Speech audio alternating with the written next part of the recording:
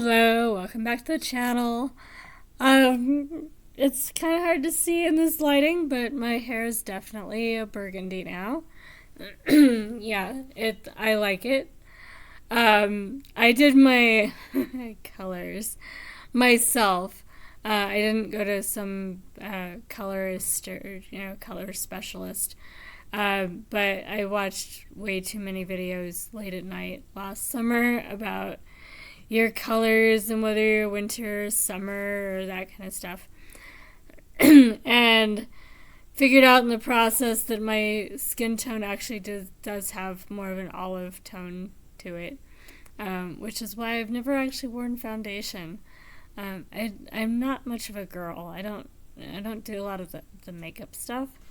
But I figured out that part of why I didn't ever get into that is that foundations were really awkward when I was a kid because they didn't actually match my skin tone. So I never got into that as a teenager. And anyway, so I tend to go for high contrast hair colors because, I never really can see it when I don't have a high contrast hair color, but it actually works. I don't get washed out by them. So I like it. I don't know what you guys think, but I think it's a good change for February. It is a permanent hair color, so it will grow out, and I think the next color I'm going to do will be a lighter version of the same. So it'll get kind of an ombre effect.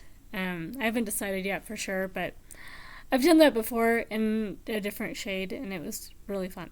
So, I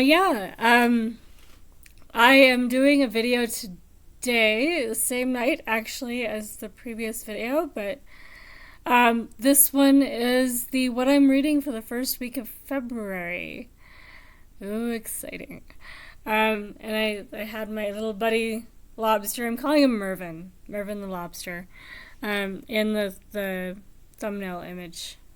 So, if you didn't watch the previous video where I introduced Mervin the Lobster, he didn't have a name yet, but he's a thing for right now. I don't know.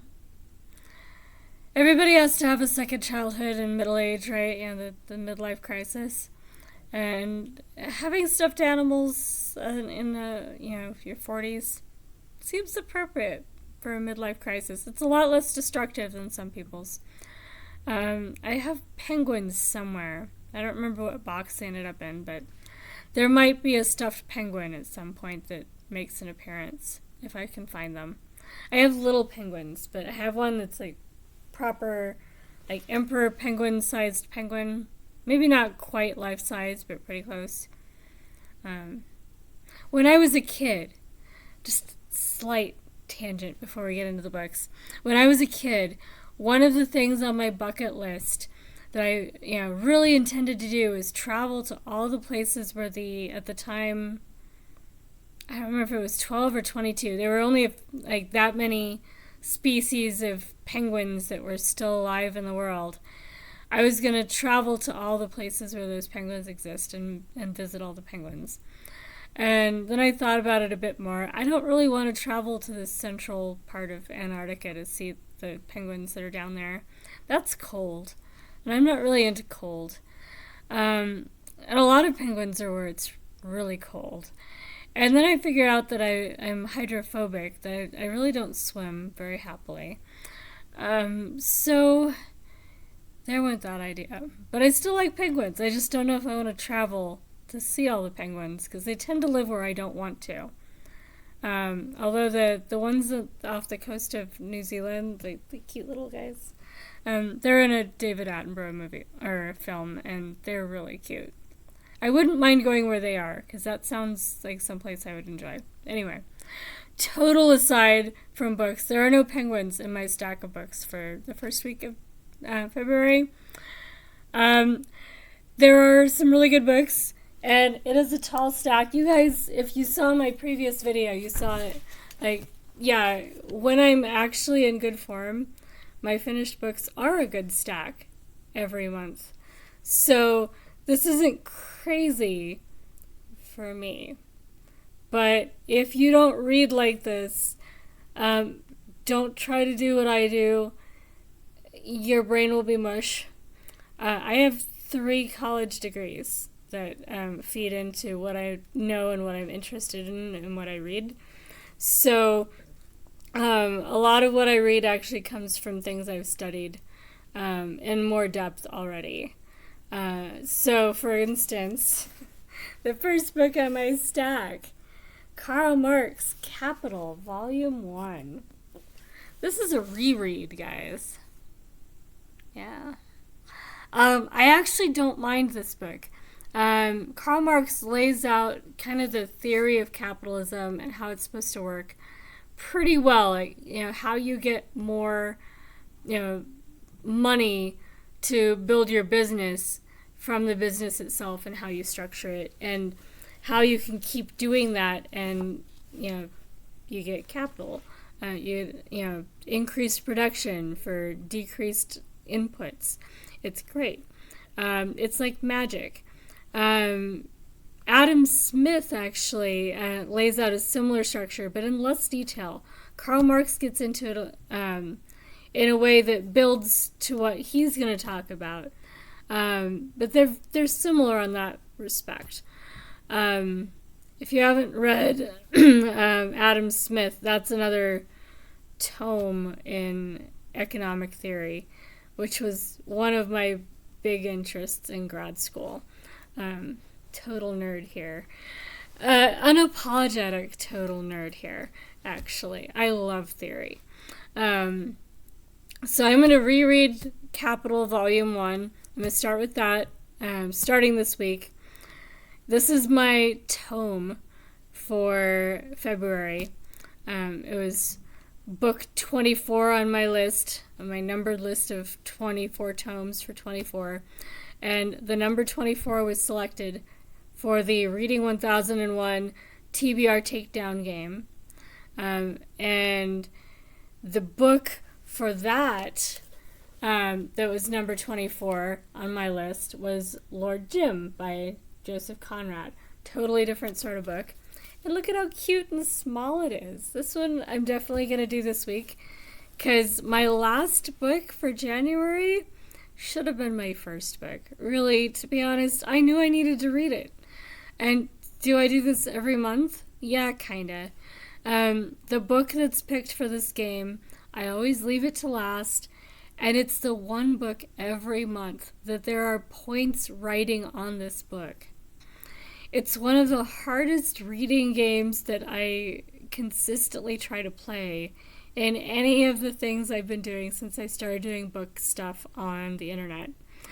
Because, okay, here's the game. I don't know if I laid it out very well when I did the 24 tomes video.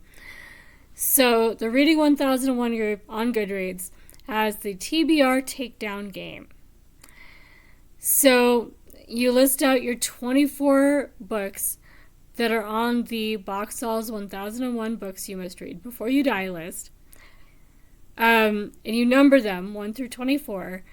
Then every month, they select a number using a random number generator. And that is the number that is your assigned book for that month. Whichever book that is on your personal list that you made, you set up what books you're going to read, so you can only blame yourself if it sucks. But that way it's a little bit random which one actually gets selected for each month. Then you read that book. Not only do you get your normal points for reading the book and reviewing it on the group, but you also get an extra point because you've completed the book for that month for the TBR Takedown game. So, great. 1 extra point. Wonderful. Mostly it's just bragging rights that we get with these points. We get extra votes and stuff like that with them. But what's cool about this game is a couple months in, instead of 1 point, you get 2 points for the book that's selected for that month. And then a couple months later, it goes from 2 points to 3 points for the book that's selected for that month, and so on, but only if you haven't missed a book. So if you've read your January book and read your February book and read your March book, then the April book, I think that's where it starts building. The April book, you get more points for reading the April book, but only if you've read the January, February, and March book. If you miss a month, it bumps you back to the beginning and you start building up again. So there's a lot riding on getting the book that was selected done in the month it was selected for. So I was going to really try to not leave them to last starting in January. Did that work? No, it didn't.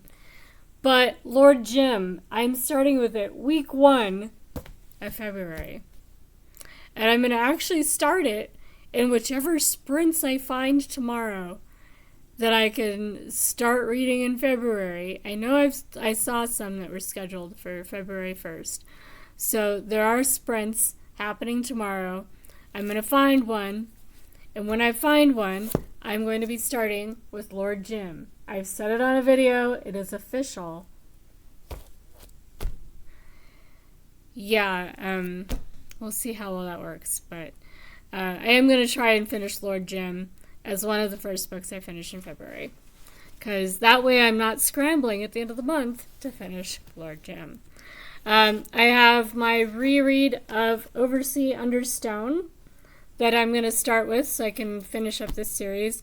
I love these books. They're so nice. They're middle grade, so they go really quickly. But it's amazing how dark they are and how complicated they can get for the fact that they're middle grade. So I've been enjoying my reread of them very much. A few other people were rereading them for Remember December, and everybody that's rereading them is, having the same reaction. They age well. It's not something where when you read them as a grown-up, they no longer are good books. So if you haven't read them, it's the Dark is Rising series by Susan Cooper. They are really fun books, especially if you like fantasy and like English folklore stuff. So then we have the read-along. And Katie from I Would Rather Be Reading is sort of the host for this read-along. She set up a story graph for it, and there's a bunch of people that are reading this book at the same time. And I will be reading this in any sprints that Katie is hosting until it is done, probably. There may be other books that I end up reading on her sprints as well, but certainly I will be trying to keep up with the schedule of what everybody else is kind of reading, not getting too far ahead. So this one I'm not going to probably finish in the first week of February. It might be done by the second week of February. I don't know how slow I can make my reading. So if it's good, if I get into it, I might just finish it. But I'm going to try to read along with a group just once, just for the heck of it. So that is Stephen King's 11/22/63. This is a Stephen King book based around the Kennedy assassination. But it's based around. I don't know what he's done with it. It's definitely a Stephen King book. There have already been some people who are slightly traumatized by scenes, and it's only been a few hours, half a day since some of those readers started it. So it's a Stephen King book. It's not just a history book.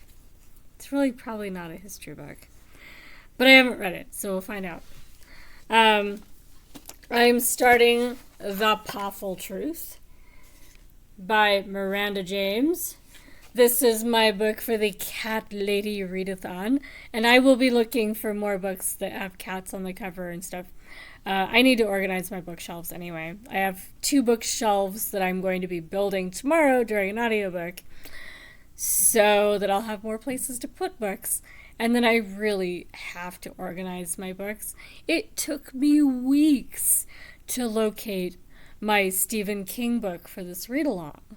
And I only just found it before I recorded my TBR video for February. That's ridiculous. So, anyway, I know I have other books that have cats on the cover or that have cats in them, or, cat books that fit the read along or the readathon. So I will definitely be adding more books for my contribution to the reading for the Cat Lady Readathon. Very excited about that. That's one of those that was mentioned in the chat in a reading sprint, and several of us are like, wait a minute, there's a Cat Lady Readathon? How do I not know about this already? Oh my goodness. So that's going to be a fun one. And then I am going to finish Ian Rankin, Watchman. This is a book I started in January. It was going to be for my book chain for the TBR-a-thon. And I realized partway through it that I had other books I was already reading that would be a better next link anyway. And I wanted to make sure that this wasn't part 3 of a series or something. I don't know if I ever actually looked that up, but I'm already about a third of the way through it. And I don't feel like I'm missing something where I need the series to understand what's going on. I'm just going to read it. It's not very thick. But then I am going to look into the Ian Rankin books and figure out what the series is. And I do have book 1 for the series that came up when I was looking him up on my Libby now. So I'll be listening to that possibly this week. I'm going to finish The Gift of Rain by Twan. I loved the other book I read by this author. So I'm looking forward to reading the rest of this book as well. I don't have the audiobook accessible for this one. I looked for it. And right now, anyway, it's not available through our library, so I'll have to actually use my eyeballs for this one. Oh well. Yeah, I'm definitely looking forward to it. It was supposed to have been for my TBR-a-thon map, and I didn't really get very far in that, because then I had to be realistic and read the books for things I was already doing. It happens. And then I am still reading Sources of Chinese Tradition. It is readable. If you're interested in Chinese philosophy and want kind of an introduction that's not too surface, this would be a good one, because it's not just excerpts and it's not just talking about philosophy. It's a bit of both. So the authors, it's multiple people that compiled it and did the intros. They do a really good job of laying out what's going on before they get to the excerpts. So it's kind of like those Norton anthologies in that there's big chunks of different works organized by chronology and category.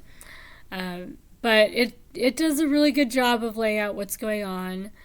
And you don't need a really solid understanding about which dynasties come when.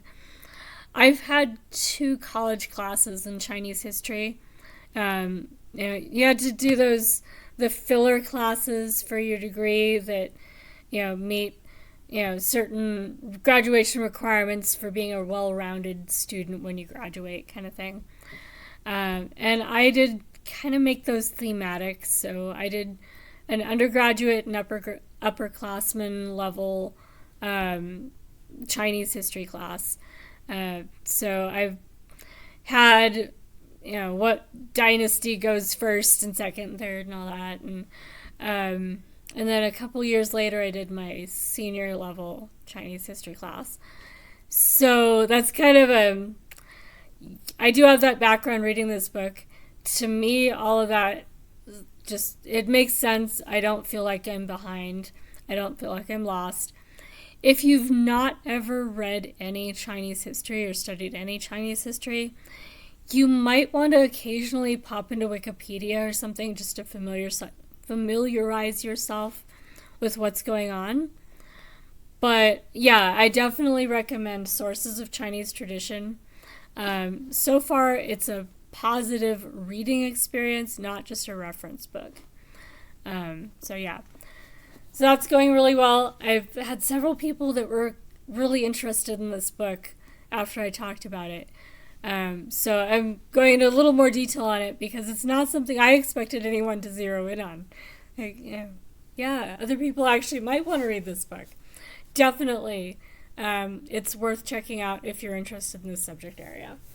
I've gotten through the first section about the Tao and Taoism. So now I'm in the period where they're kind of mixing Confucianism and Taoism, and it's getting a little bit more muddied and more interesting. The Tao in general, when it starts out, it's kind of hard to imagine how you apply that in real life. It's more like esoteric stuff that you think about and then go back to reality.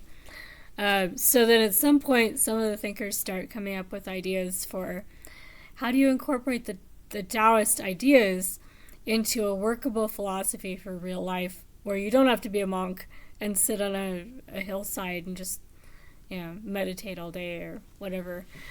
So I'm looking forward to getting into that. It's a little bit more interesting as a modern person than some of the earliest stuff.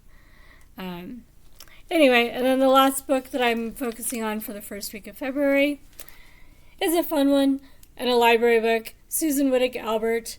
This is the Darling Dahlias and the Voodoo Lily. I really like this series. I had to put it aside while I read books I really had to finish in January. But those are done now. I actually did complete just about everything I really had to read in January. So now I can read what I want.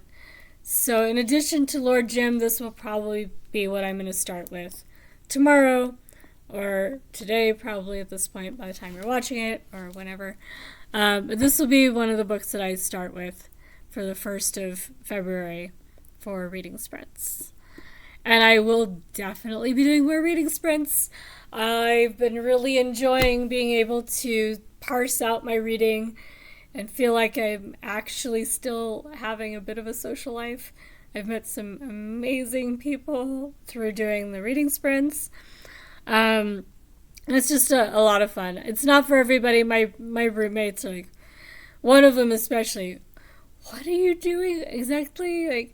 So you're sitting here and they're sitting wherever they're at and somehow you're doing reading together, but not they're very confused.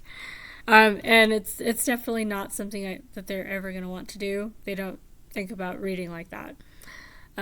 But yeah, I'm definitely enjoying the reading sprints community. There's some really fun people involved in that. And we've had some fun discussions. And one of those discussions is where the read-along for the Stephen King book came out of.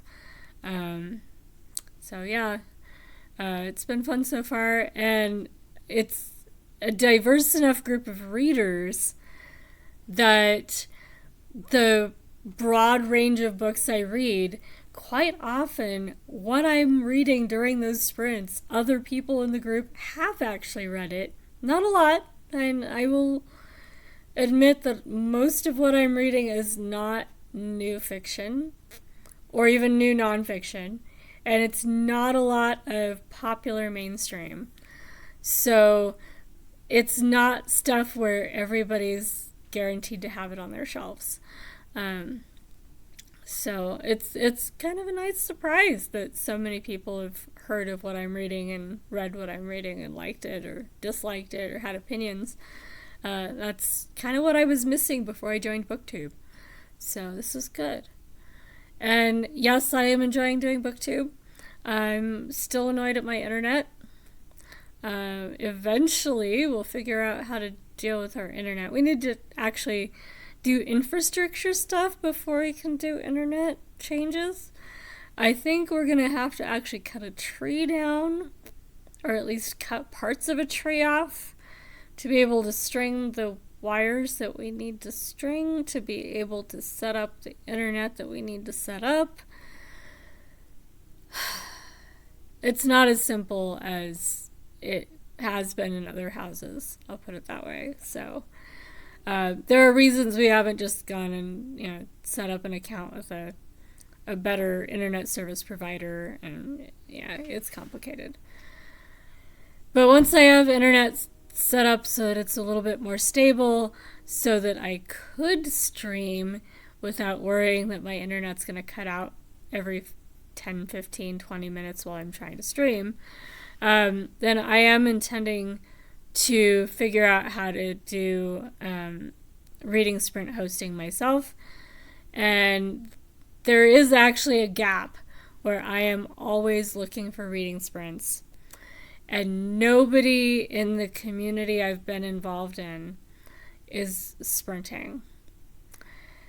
So if that continues to be a gap long enough that I get better internet set up and feel like I'm stable enough to be able to do streaming through my internet, then I will probably start hosting reading sprints with my crochet in hand. I don't know when, but keep an eye out. That will probably happen this year, if at all possible. In the meantime, hope you are geared up for a fantastic reading month in February. And I will catch you guys, some of you guys, in the next reading sprints, and definitely in the next video. Talk to you again soon, guys. Bye!